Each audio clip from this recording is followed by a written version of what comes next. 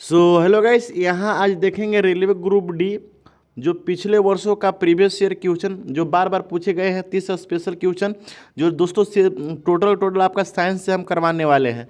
Video बने रहना, video को अंत तक देखना। अगर आप रेलवे ग्रुप डी 2026 का एग्जाम देना चाहते हो तो टोटल क्वेश्चन आपका साइंस का होने वाला है, क्योंकि दोस्तों साइंस का बहुत ही महत्वपूर्ण होने वाला है रेलवे ग्रुप डी में। ठीक है, तो क्वेश्चन नंबर आपका पहला हो जाएगा आपका कि आधुनिक आवर्त सारणी के किस समूह में हैलोजन को रखा गया है, आपको बताना है। ठीक है,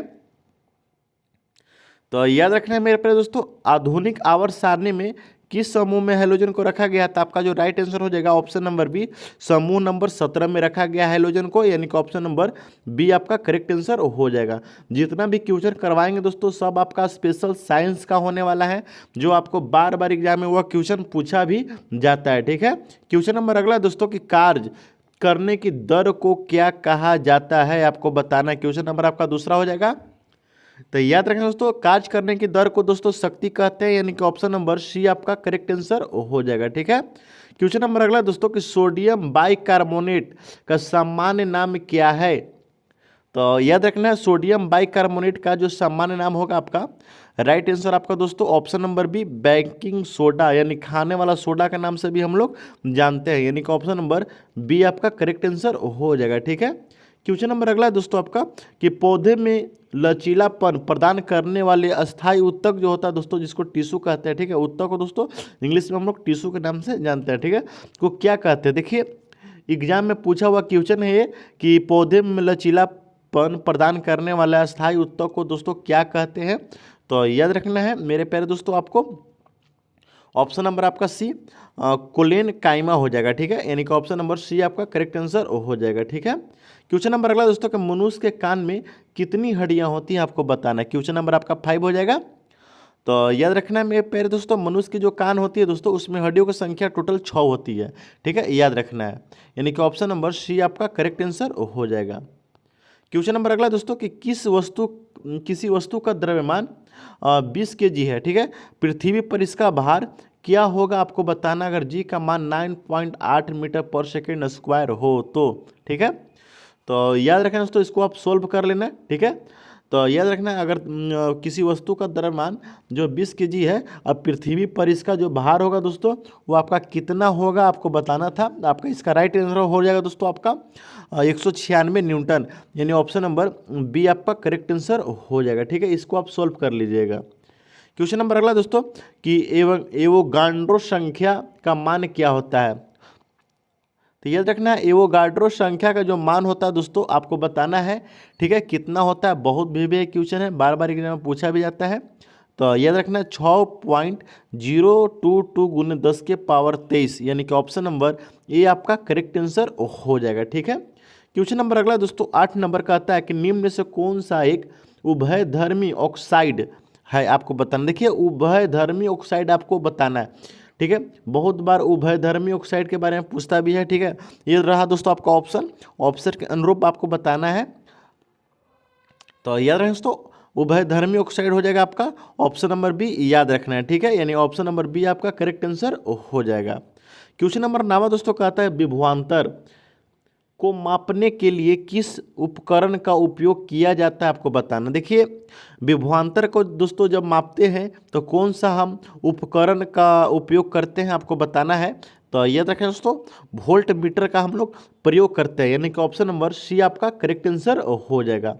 देखिए दोस्तों, जितना भी क्वेश्चन करवा रहे हैं सब आपका दोस्तों साइंस से स्पेशल होने वाला है, जो आपको रेलवे ग्रुप डी 2026 के लिए बहुत ही महत्वपूर्ण होने वाली है। ठीक है, वीडियो में बने रहना और वीडियो को अंत तक देखना, और देखना दोस्तों 30 में आप कितना सही कर पाए हो। ठीक है, क्वेश्चन नंबर अगला दोस्तों गुरुत्वाकर्षण स्थिरांक यानी जी का मान पूछ रहा है दोस्तों, किसने खोजा था, आपको बताना। देखिए गुरुत्वाकर्षण स्थिरांक का मान किसने खोजा था, आपका जो राइट आंसर हो जाएगा आपका ऑप्शन नंबर बी हेनरी केविंडिश ने, यानी कि ऑप्शन नंबर बी आपका करेक्ट आंसर हो जाएगा। ठीक है, क्वेश्चन नंबर अगला है दोस्तों 11 नंबर कि मनुष्य के पाचन तंत्र में पित्त रस का स्राव कहाँ होता है आपको बताना। देखिए मनुष्य का जो पाचन तंत्र होता है दोस्तों, उसमें जो पित्त रस का जो स्राव होता है वो कहाँ से होता है।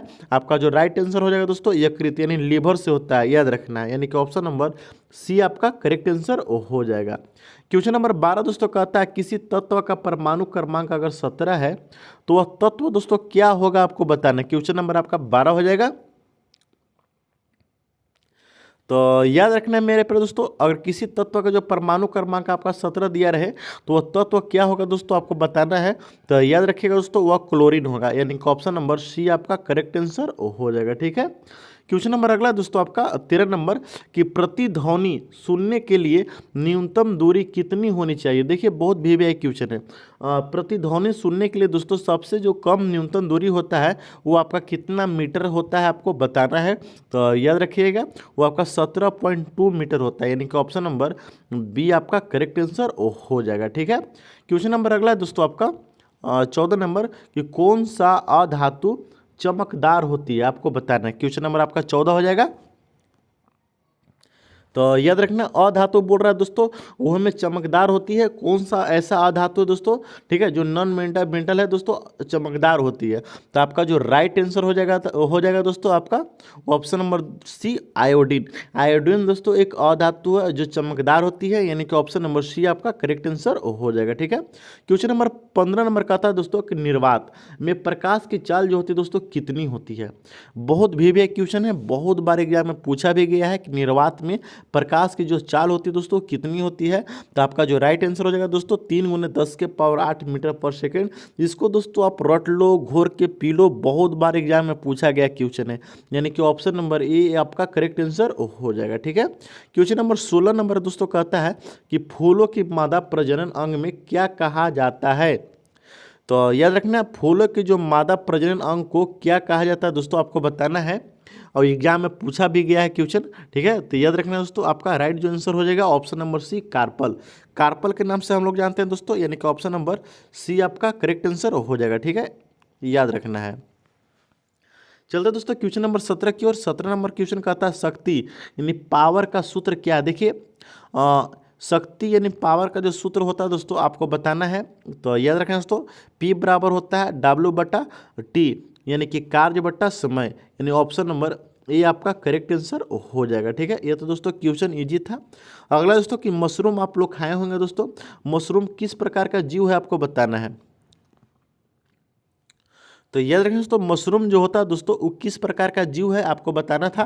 तो याद रखें दोस्तों एक कवक है, यानी कि फंगिस है, यानी कि ऑप्शन नंबर ए आपका करेक्ट आंसर हो जाएगा। ठीक है। क्वेश्चन नंबर अगला दोस्तों 19 नंबर कि मिडलीफ की आवर्त सारणी में तत्वों की जो किस आधार पर व्यवस्थित किया गया था आपको बताना है। देखिए क्वेश्चन नंबर 19 बहुत ही अच्छा क्वेश्चन है और बार बार एग्जाम में पूछता भी है कि मिडलीफ की आवर्त सारणी में तत्वों किस आधार पर व्यवस्थित किया गया था। ठीक है। तो आपका जो राइट आंसर हो जाएगा दोस्तों ऑप्शन नंबर बी परमाणु द्रव्यमान पर। ठीक है। बहुत सा लड़का परमाणु क्रमांक भी मार्क किया जाता है, लेकिन यह दोस्तों गलत होगा। आपका परमाणु द्रव्यमान आपका राइट आंसर होने वाला। ठीक है। यानी कि ऑप्शन नंबर बी आपका करेक्ट आंसर हो जाएगा। क्वेश्चन नंबर अगला दोस्तों कि न्यूटन की गति का तीसरा नियम किससे संबंधित है। देखिए याद रखना है न्यूटन का जो गति होगा दोस्तों इसका तीसरा नियम है वो किससे संबंधित होगा। आपका बहुत इजी क्वेश्चन है दोस्तों। प्रत्येक क्रिया के बराबर प्रतिक्रिया यानी क्रिया प्रतिक्रिया। ठीक है। अगर आप दीवार पर बॉल फेंकते हो तो बॉल आपको वापस मिल जाती है, यानी क्रिया प्रतिक्रिया आपका राइट आंसर हो जाएगा, यानी कि ऑप्शन नंबर बी आपका। ठीक है। क्वेश्चन नंबर 21 नंबर दोस्तों कहता है कि जब हम आवर्त सारणी में बाएं से दाएं जाते हैं, देखिए याद रखना है। ठीक है। बाएं से जब हम दाएं जाएंगे दोस्तों तो परमाणु क्रमांक का जो आकार होगा वो क्या होगा। देखिए परमाणु का साइज पूछ रहा है दोस्तों क्या होगा जब हम आवर्त सारणी में बाएं से दाएं की ओर जाते हैं। ठीक है। तो याद रखना दोस्तों, प्यारे दोस्तों याद रखना आपको वह घटता है, यानी कि ऑप्शन नंबर बी आपका करेक्ट आंसर हो जाएगा। ठीक है। क्वेश्चन नंबर अगला है दोस्तों 22 नंबर कि मानव मस्तिष्क का सबसे बड़ा भाग जो होता है दोस्तों कौन सा होता है। तो याद रखना दोस्तों मस्तिष्क का जो सबसे बड़ा भाग होता है वो आपका कौन सा होगा। तो राइट आंसर आपका हो जाएगा ऑप्शन नंबर सी प्रमस्तिष्क यानी कि सेरिब्रम, याद रखना दोस्तों, यानी कि ऑप्शन नंबर सी आपका करेक्ट आंसर हो जाएगा। ये दोस्तों मस्तिष्क का सबसे बड़ा भाग होता है, आपको याद रखना है, ठीक है। क्वेश्चन नंबर 22 दोस्तों कहता है कि लेंस की क्षमता का इकाई क्या है। ये दोस्तों क्वेश्चन नंबर 23 बहुत इजी है, आप बता पाइएगा लेंस की क्षमता का इकाई क्या होता है। ये तो दोस्तों मुंह पर आपको याद होगा कि लेंस का जो क्षमता का माप इकाई होता है वो क्या होगा दोस्तों, तो डायोप्टर। बहुत बार पूछता भी है क्वेश्चन, और ये आपको 9th क्लास से ही पढ़ने को मिल जाता है, ठीक है। क्वेश्चन नंबर दोस्तों 24 नंबर आपका कहता है, सॉरी 24 नंबर देख लीजिए, 24 नंबर कहता है आपका कि प्रश्न सुख बर्फ किसे कहा जाता है दोस्तों, आपको बताना है, ठीक है। तो याद रखना है सूक्ष्म जो बर्फ होता है दोस्तों वो किसको कहा जाता है, तो ठोस कार्बन डाइऑक्साइड को। आपका राइट आंसर हो जाएगा, यानी कि ऑप्शन नंबर बी आपका करेक्ट आंसर हो जाएगा। 25 नंबर दोस्तों कहता है कि मानव रक्त का थक्का जमने के लिए कौन सा विटामिन आवश्यक होती है, यानी कि रक्त का जो थक्का जमने के लिए कौन सा विटामिन आवश्यक है दोस्तों, आपको बताना है। क्वेश्चन नंबर आपका 25 हो जाएगा। तो याद रखना विटामिन के आपका राइट आंसर हो जाएगा, ठीक है, यानी कि ऑप्शन नंबर डी आपका करेक्ट आंसर हो जाएगा, ठीक है दोस्तों। क्वेश्चन नंबर अगला है दोस्तों आपका 26 नंबर, देख लेते हैं 26 नंबर क्या कहता है, रॉकेट लॉन्चिंग किस सिद्धांत पर आधारित है। देखिए है तो दोस्तों क्वेश्चन इजी कि रॉकेट जो लॉन्च होता है दोस्तों किस सिद्धांत पर रॉकेट को लॉन्च किया जाता है, क्वेश्चन आपको बता रहा है, ठीक है। तो याद रखना दोस्तों जो रॉकेट लॉन्च किया जाता है वो आपका किया जाता है न्यूटन का तीसरा नियम के आधार पर, यानी कि ऑप्शन नंबर सी आपका करेक्ट आंसर हो जाएगा, ठीक है। क्वेश्चन नंबर अगला है दोस्तों आपका 27 नंबर कि ग्लेवेनाइजेशन की प्रक्रिया में लोहे पर किसकी परत चढ़ाई जाती है।